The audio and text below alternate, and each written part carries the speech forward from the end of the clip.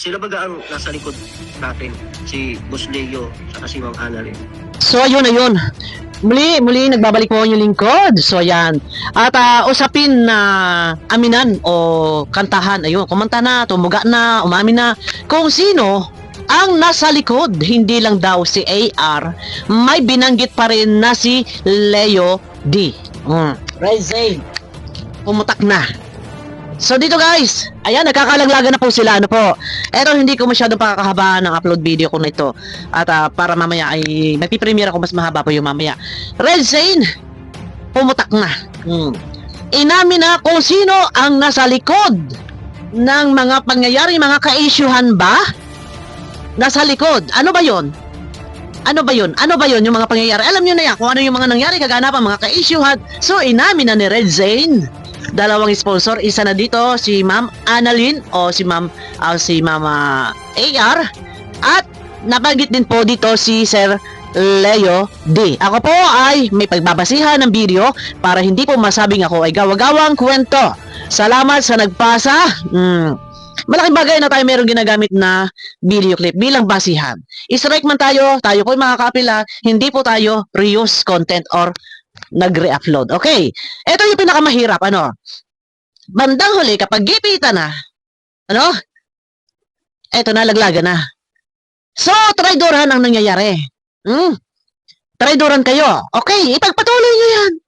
Matapos na kayo ay paliparan, ano pa man yan, tapos pag kayo ay naiipit na, ilalaglag na ninyo ang mga nasa likod, mga tao. Meron ba nagsolsol? Sila ba ay nagsolsol?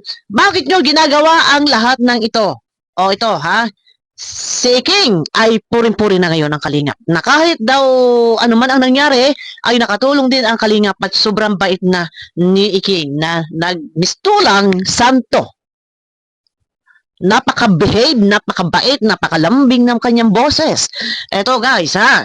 Bago natin pagkatapos ito, topic natin, babalik si King. Ano sa palagay ninyo, marapat pa bang tanggapin muli?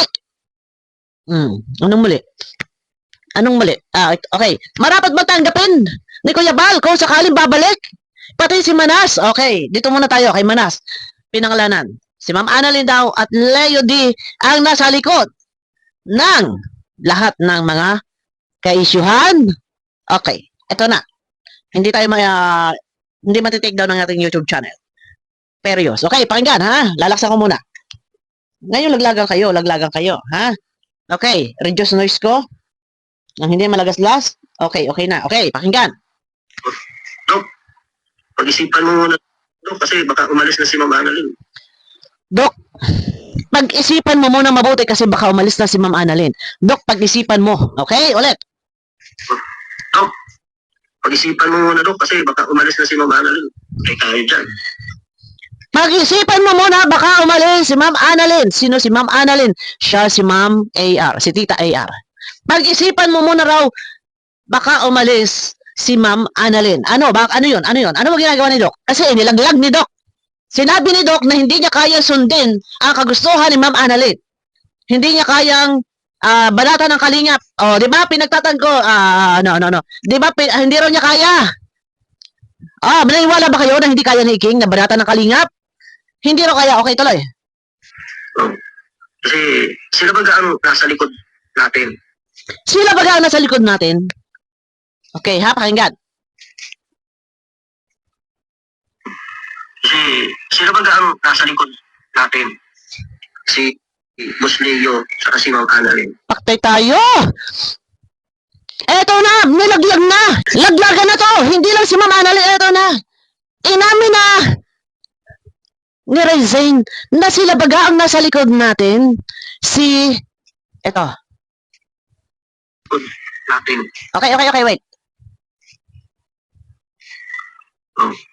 Kasi sila baga ang nasa likod natin? Si Boss Leo at si Ma'am Annalyn. Paktay tayo! Nasa likod pala nila si Boss Leo at si Ma'am Annalyn. Ito yung pinaka masaklap. Mga big time sponsor, inamin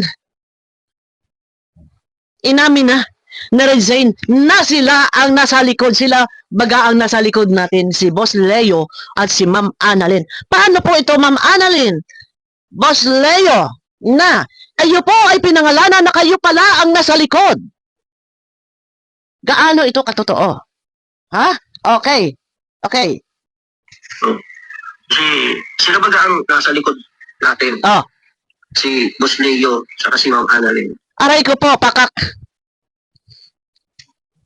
Masaklap! Pagkatapos sa lahat-lahat, ngayon, karibok kayo, kagulo kayo, laglagan kayo, linisan kayo ng mga pangalan ninyo. At ang mga tao na sa likod ninyo ay dinadamay na ninyo, ikinakanta na ninyo, ibinubulgar na ninyo, ibinubuking na ninyo. So, traidora na to. Laglagan na to. Ayun ang pinakamahirap dito. Panahon na kayo ay magkakaisang tinig, magkakaisang damdamin. Okay, akala nyo, mga feeling heaven, akala nyo kayo ng panalo. Okay? Oh. Di ba? Ay, nako, grabe na to. Oh. Ay tayo dyan. Pag-isipan mo, Rodok. Sila ba ang nasa likod natin? Si Boss Leo saka si Ma'am Annalyn. Oh, di ba? Sila baga ang nasa likod natin, si Boss Leo at si Ma'am Annalyn. So, traidoran kayo ngayon. Laglagan kayo ngayon. Kaya pala noon, si yung Leo ay todo comment ng comment noon. Talaga, grabe. Pero nawala, biglang nanahimik. Ngayon, eto na, ibinulgar na ni Rezain. So, bulgaran kayo. Sige pa, baka meron pa. Oh, traidora na. Ayun ang pinakamahirap talaga. Tara, Snow One, ikaw nga ni kapisot. Oh, di ba? Oh, di ba? Oh. Pag umalis si Ma'am Annalyn, wala na magsusuporta sa atin. Pag umalis si Ma'am Annalyn, wala na magsusuporta sa atin. So, ibig sabihin, kayo ay sinuportahan. Ni Ma'am Annalyn, sinuportahan saan? Ni-cheer up kayo, go, o sinuportahan kayo, financial. Nagtatanong lang ho ako. Pag umalis si Ma'am Annalyn, wala na magsusuporta sa atin. Suporta saan? Kayo ho ba ay binayaran bilang pagsuporta? Tanong. Or sinuportahan kayo ni cheer up? Go, fight. Tanong, nagtatanong ako. Saan? Anong klaseng suporta? Ako ay nag-a-analyze, ha? Anong klaseng suporta? Pag umalis si Ma'am Annalyn, wala na susuporta sa akin. Suporta pinansyal? Iyan ang tanong ho. Ay, maliwanag ha? Oh. Paano na lang natin? Paano na lang? Paano? Tawag yan, i-grab na natin yung pagkakataon. Patunayan na lang natin. I-grab na lang natin yung pagkakataon. Malinaw ha, hindi ako gumagawa ng kwento. Kasama si Boss Leo ni Ma'am Annalyn na nasa likod nila sa mga pangyayaring ito. Baka umalis na si Ma'am Annalyn. Tayo dyan. Pag-isipan daw ni Doc. Sila ba ang nasa likod natin? Aray mo, pakak. Sila baga ang nasa likod natin. Ayun, ang pinakamasaklap. Diba? Sabi ko sa inyo laglagan kayo ngayon. Paano na ngayon, Ma'am Annalyn, Boss Leo, na kayo ho ay itinuga, ikinanta, ibinulgar, ibinuking, na kayo pala ang nasa likod na lahat ng mga kaguluhan ito. Kaguluhan? Ito ba sa lahat ng mga kaguluhan? Ayun ang pinakamahirap po. Okay, so, tingnan natin, baka magko-comment sila sa mga Bulgaran na sila ang nasa likod ng mga pangyayaring ito, kung bakit sila umalis sa Kalingap dahil sila ba ay sinuportahan na sige, umalis kayo sa Kalingap, ganun ba? Oh. Ano pa? Ang saklap. So ano ho, kaya magiging pahayag dito ng dalawang big time sponsor na ngayon ay ibinulgar na rin ni Rezain na sila pala ang nasa likod. O diba? Ang saklap, ano ho? Ano? Asa-asa kayo, tiwala kayo kay Rezain at kay Iking. Pero bandang huli kayo ho ay inilaglag. Sa kabila na lahat, na kayo nakasuporta sa kanila, kayo ho ay ikinanta. Ipinagkanulo sa madaling salita. Bakit ginagawa ito ni Rezain? Para maging malinya sa kanyang pangalan na ang lahat ng mga pangyayari, anumang kaguluhan, ay dahil ito ay sa merong tao na nasa likod nila. Nag-a-analyze ho ako. At ito na nga, si Boss Leo at si Ma'am Annalyn, sila ba ang promotor? Sila ba ang nag-uutos? Sige, lumalis kayo. Sige, kalabanin ninyo. Sige, tuluyan na ninyo. Ganun ba? Ako ay nagtatanong. Mag-a-analyze ho ito. Kaya ngayon, ibinulgar, ikinanta, ibinuking na Red Zane na ang nasa likod pala ay itong dalawang big time sponsor ay ang saklap ho kung gayon. So abang tayo kung mayroong mga comment na may lalabas si Tita AR or si Boss Leo. Okay. Nasaklap, di ba? Ito yun, eh. Ipinagkakanulo kayo. Ha? Sa kabila na lahat na kayo ay nakasuporta sa kanila, pagdating sa kagipitan, pagdating sa mga ganitong mga ka-issuehan, at sila ay nagigipit, ay kayo ho. Ay, ang ibinubulgar, kayo ho ang nasa likod. Nasa likod baga raw kayo. So, ibig sabihin, kaya nila nagawa lahat ng iyan dahil kayo ay naandiyan, na ika nga ay nagsusulsol para mga ganun tipo, ganun ho ba? Kayo ho, nasa likod din ng lahat ng mga pangyayari. Ay, ang saklap, ano ho? Okay. Sige, change topic tayo. Abang tayo, ha? Abang tayo. Salamat sa nagpasa sa akin ng video clip. Sana yung iba, pag magpapasa sa akin, i-download or screen record na lang at isend na lang sa akin. Para mas malinaw ho. Okay? Para hindi na ho natin hahagilapin yung iba kasi link ang binibigay sa akin. Eh, sa haba ng mga live ng iba, ng mga to, ay hindi ko ho alam kung saan part doon pupuntahan ang mga kanilang highlight topic. Okay? Eto na. Ngayon, Bulgaran, kantahan, aminan, bukingan, laglagan. May naglilinis ang pangalan. Ang sabi ni Rezeno nakaraan, hindi naman baga kalingap ang aming punteriya. Ang punteriya lang namin yung nakagawa ng masama kay Beyonce. So, nililinis niya yung pangalan niya. Ngayon, ang sabi naman ni Iking sa kanyang live, ay nakatulong din naman ang kalingap para sa akin. So, plano ba nila na magbalik loob? Babalik sa kalingap. Eto, sa lahat ng ating mga minamahal na viewers, solid kalingap, nagmamalasakit sa kalingap, nagtatanggol sa kalingap, marapat ba na sila, si Red Zane at si King ay tanggapin? Muli, anong muli? Tanggapin, hindi Kuya Bal. Ano sa palagay ninyo? Ako ang tatanungin. Sige, magbibigay ako ng aking opinion. Kayo muna, ano ang inyong masasabi? Marapat ba na sila ay tanggapin kung sakali na sila ay babalik dahil itong Red Zane hugas kamay. Hindi naman daw kalingap ang punteriya, kundi ang tao nagkasala raw kay Beyonce. Itong Iking, nakatulong daw sa kanya ang kalingap. So, mababait na. Ano mo yung mga santo na hindi makabasag pinggan? Agree ba kayo? Agree ba kayo na sila ay bumalik sa kalingap? Ako ang tanungin, kung sila ay babalik sa kalingap, sino ako? Para kumontra. Pero sa part ko, hindi na kailangan, kuya. Noon, kung natatandaan mo, Kuya Bal, alam niya nila Kuya July, ako ay nagsalita sa group chat noon, panahon ako minumura ni King. Ano ang sigaw ko? Ano ang sinasabi ko sa group chat? Kuya, nagkamali kayo ng inampon. Bakit ninyo inampon ang Iking na to na mas maangas pa sa'yo? Ayan ang nangyari. Hindi ako nagkamali. Ika nga ay nagdilang anghel ang inyong abang lingkod. Nagkatotoo. Ha? Gaano kasaklap na ang isang Iking dumating sa kalingap na 87 lang ang subscriber? Ha? Na-promote ng Kalingap Rab, na i-promote ni Kuya Bal, tinanggap ka sa Lighthouse. Tapos bandang huli, yung na-scout mo na inirefer mo kay Kalingap Rab, napabiral ni Kalingap Rab, natulungan na pabahaya, naging sikat. Ngayon, dahil sa kakaputak-putak ninyo kung babalikan lang natin ang issue na patungkol sa pag-ayaw-ayaw ni Beyonce sa love team, wala nang humpay ang kakaparinig-parinig, katakanta ni King. Hanggang sa pinasabog ng Red Zane ang liblib na lugar. Na ikaw na natulungan ka ng kalingap. Iking? Sa pag-alis ninyo nang kayo ay mahatulan ng karaba, bumuo ka agad ng Team Guapa. At doon inilagay sa logo si Beyonce. At ito naman Beyonce, hindi kayo sinaway, hinayaan kayo. Hanggang sa tuluyan na nagpasabog ng mga ka-isyuhan hanggang sa nagkaroon na ng katulpuhan. Tapos ngayon, walwal. Ano ngayon? Ngayon, gipita na ang iyong sinisigaw na anak-anakan Iking ay nakuha na ni Kapeso ang loob at kayo ay nagsisiraan.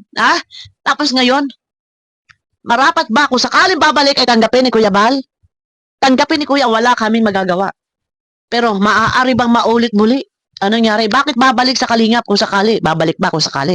Babalik. Bakit ba? Tatanggapin. Hayaan nyo na! Bakit babalik? Hayaan nyo! Na doon sila sa kangkungan! Ginusto nila yan! Na pasakitan ng kalingap! Akala nila heaven! Hawak ang alas si Beyonce! Oh, ano nangyari? Comment lang kayo. Marapat pa bang tanggapin niya ni Kuya Bal kung sakali babalik? Ngayon ay naglilinis-linisan. Ha? Binubulgar ang mga taong nasa likod nila. Pero kahit bumalik yan sa kalingap, tuloy ang aking pag-reaksyon diyan. Sa lahat ng kabutihan na nagawa ng kalingap, nagawa ninyo yan sa kalingap. Ngayon taong nagpatulpo kay Kuya Bal, niyakap ninyo, sinuportahan ninyo, minahal-mahal ninyo, kasabay ng paglilikom ng pera para kuno sa simbahan. Wala pang isang linggo ang Team Guapa, may fundraising na. Ngayon, wala na ang mga sponsor. Ngayon, ibinubulgar ninyo yung mga taong nasa likod sa inyo. Wala na ang mga sponsor nyo, nagagalit na sa inyo. Yung mga ibang sponsor ngayon, bookingan na, laglagan na. O, ay di ba? Ibinulgar ni Regine na isa si Leo. Ang Leo ay siya yata yung may-ari ng bahay na tinitirhan niya. Ngayon, at ang tinitirhan na iking, tapos kayo, dinamay ninyo, ibinulgar ninyo. Hala, sige, magkarambulan kayo.